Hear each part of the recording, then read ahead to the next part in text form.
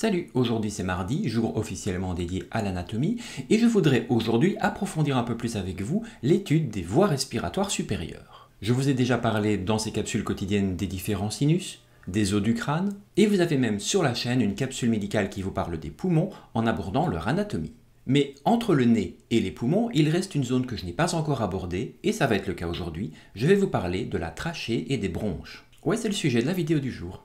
Et commençons de haut en bas par la trachée. La trachée, c'est un conduit d'air tubulaire qui mesure environ 12 cm de longueur pour 2,5 cm de diamètre.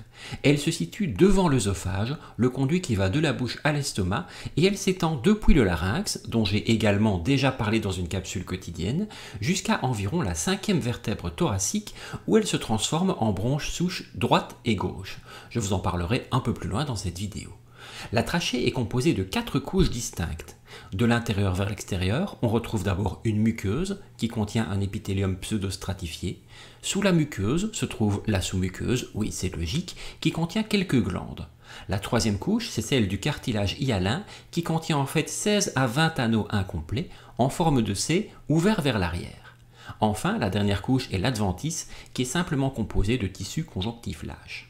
Et lors de sa division, au niveau de la 5e vertèbre thoracique, la trachée forme alors la bronche souche droite qui pénètre dans le poumon droit et la bronche souche gauche qui pénètre dans le poumon gauche. La bronche souche droite présente la particularité d'être un peu plus verticale que la gauche. Un objet ou un corps étranger qui est inhalé a donc plus de chances de se retrouver dans la bronche souche droite que dans la bronche souche gauche. Et il peut alors plus facilement obstruer l'arrivée d'air dans le poumon droit.